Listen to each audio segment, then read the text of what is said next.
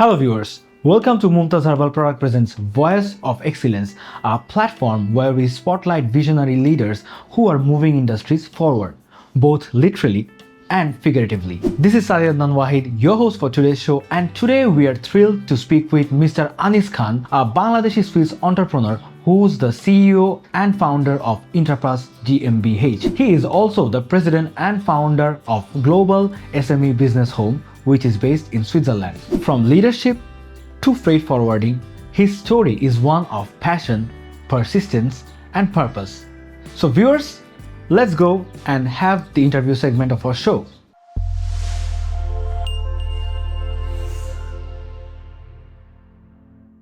Viewers, we are going to start the interview segment of our show now, and our guest for today's show is here with me. So let's welcome our guest for today's show, Mr. Anis Khan, CEO of Intrapass GmbH. Hello sir, good afternoon, how are you doing?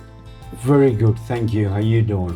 I am doing very good, and we feel very privileged to have you on our show today because you don't always live in Bangladesh. So it's a very good fortune to actually be in your office and do this interview. Thank you. I really do appreciate to giving me this opportunity. So sir, let's start our today's show. We want to hear about your journey, which is very interesting because I have heard some bits and pieces.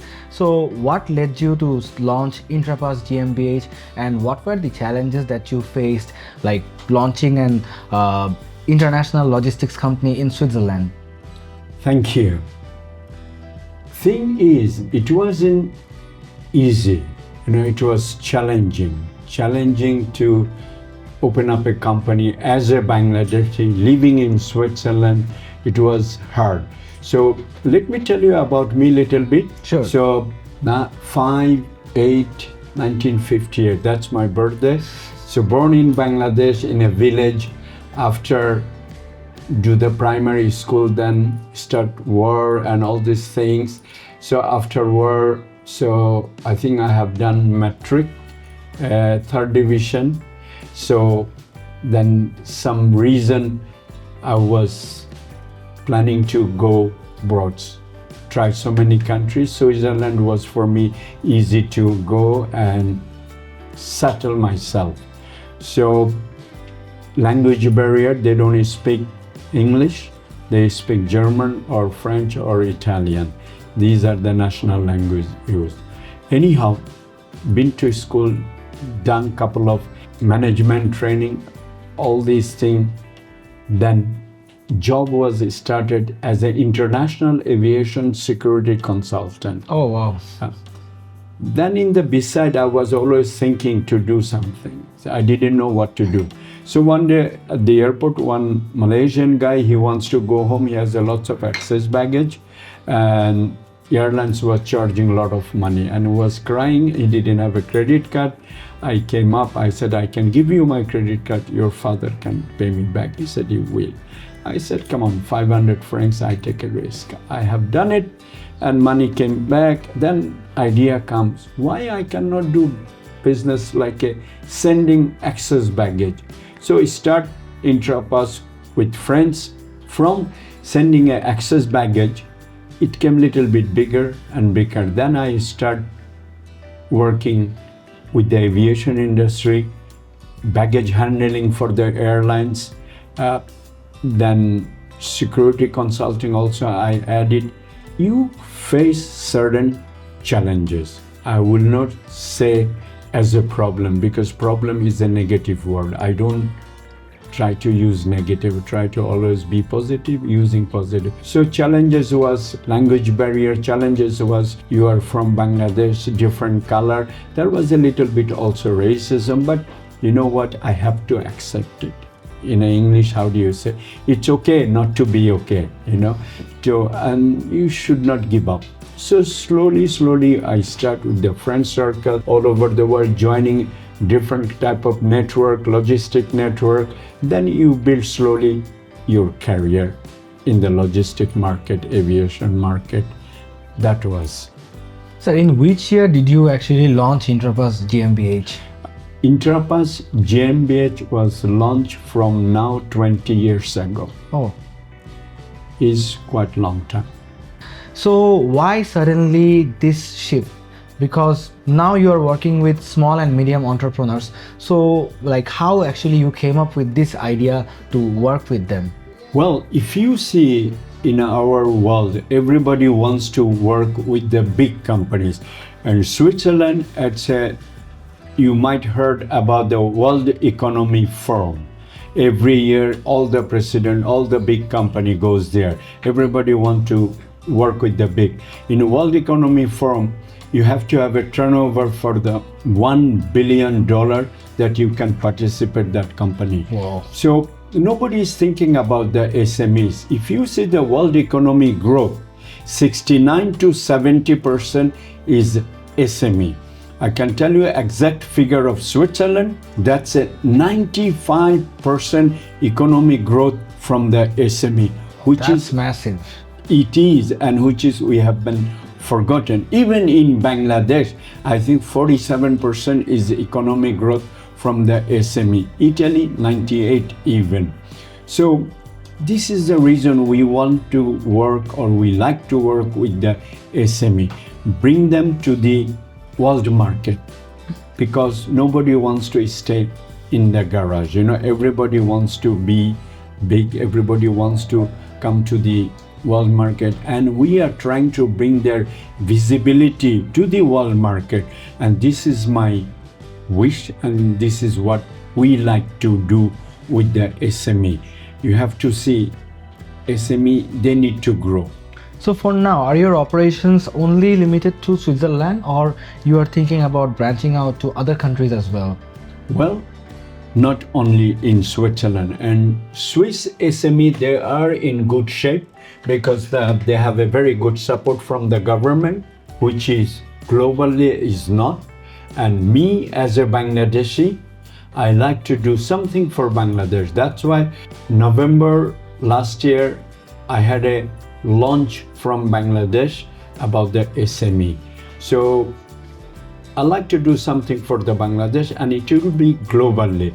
So we have decided 3rd of September till 5th of September in Switzerland, Davos, in Congress House, Global SME Summit. And this is going to be the first time in a history something is happening with the SME. So Mr. Anis, like you just said, you have the unique advantage of being both a Bangladeshi and a Swiss. So how has your multicultural background helped you to shape up your business and helped you in your worldview?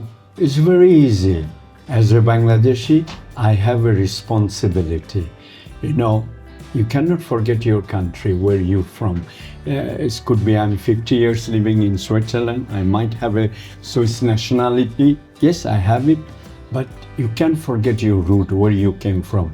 And you like to bring your country to the world market, I will say, to bring them how Bangladesh is, you know. And this is the reason I try to pull my country with my journey to present Bangladesh. How good is Bangladesh, people has to know that. I think is more than enough. My father told me once 3 words: respect, sacrifice, and compromise. So I was thinking that word: respect, sacrifice, and compromise.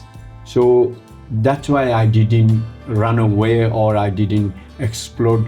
I was, you know, what can you do? If you cannot change the situation, you have accepted. You stood your ground. You didn't let your ego interfere. There was no ego. You know, I accepted. If it's raining outside now, you cannot change this. So what is the problem? It's okay not to be okay. Accept it. So that was my thing. But those little racism was not finished there. I want to get married. Every church was refusing me because her father wanted to have a marriage in the churches. All those churches, they said, no, you are a Muslim, you are a black, we don't accept you. Those days there was a little bit hurt.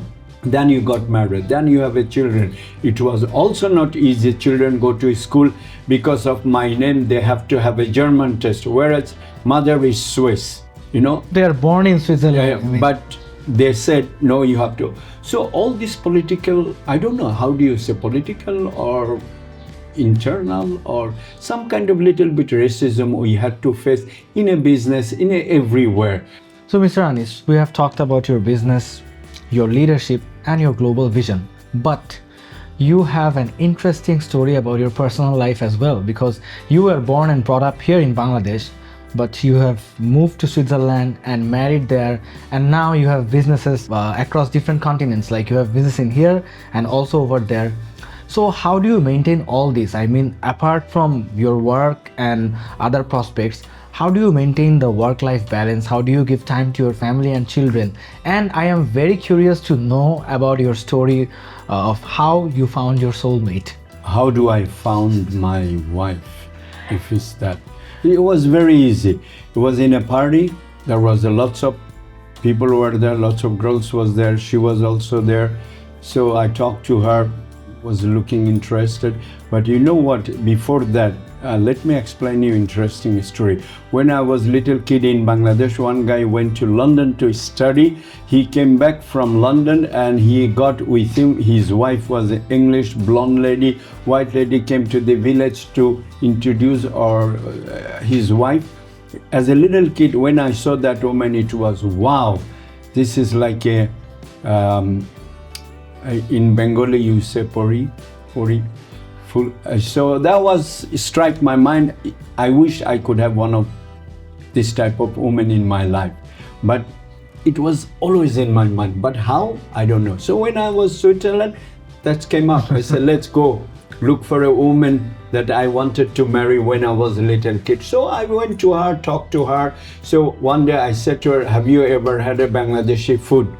She said, never, no Bangladesh, no India, nothing. I said, how about if I cook for you, invite you to my place for a Bangladeshi food, would you be joining me? So, you know, she got a shock, what this guy want from me. So she said, yes. So I said, okay, come that day. So I make chicken bhuna, aloo vorta, dal, bhat, basmati rice bhat. So she came, but she didn't come alone. She brought her friend. You know, the woman there is smart, scared. So that was aloo vorta dal was the finish. She was amazed. She was, wow, this is good. So we start to talk and then approach for a marriage engagement. We not gonna go whole details. Then it will take one day. So then it was married, but it wasn't also easy. It wasn't easy. You guys really need to know this story. So she took me to her grandfather's place. It is 1,800 meters up the mountain. They live. So we went to introduce, we went to the house. There was a few people. Then suddenly grandfather came and he was very upset. He said, you black, go out of the house and stay where is the cows are there. So imagine few people in that house call me black, call me Muslim, kick me out of the house, stand where is the cows are standing, and he's gonna send the tea there. So it was hurting. It was really, really hurting. So I did. Grandmother brought the tea and my wife came later, or my girlfriend that time. She was crying. Then I was angry also same time. But you know what? I calmed down because my father told me once 3 words: respect, sacrifice, and compromise. Sir, it has been a very, very, very enlightening interview session for me, because I got to learn a lot about you, about your journey. It was very interesting. It was very inspiring and motivating. So now we have almost moved towards the end of our interview. So I have one last question for you. Please. Which is, you have had a pretty long run and you are still running. Your race isn't over yet. So what's your future plan? And what advice would you like to give for aspiring entrepreneurs who would like to operate in different continents? Well, what is my advice? You know, I cannot give people advice. I can share my idea. If they take as advice, it is good, because I'm not here to tell anybody you should do this, you should do that. No. What I will advise, first of all, to be an entrepreneur, this is very, very important. You know, you can get a job everywhere. You have your education, you can go and work. If you become an entrepreneur, you create a job, you should be thinking like that. But it's up to you how you go. Ladies and gentlemen, good morning from beautiful Bangladesh, live in Switzerland, telling you guys 3 words. Remember, respect, sacrifice, compromise. Use your private life, use your business life, use your political life, and if you have your secret life, use there also. You will be success. Thank you. Thank you for listening. So thanks to you for the wonderful words. It was an honor to be sitting here next to you and hosting this interview session. Before I leave, we have this small gift hamper for you from our sponsor, which is Mumtaz Herbal products. This is in a Bengali written. If we want to see from outside of Bangladesh, probably we Yes, put this you can one. show this. Thank you, Mumtaz, to accepting me in this interview, and I'm sure everybody gonna like Mumtaz. Please go and get their product. See you in Davos, Switzerland.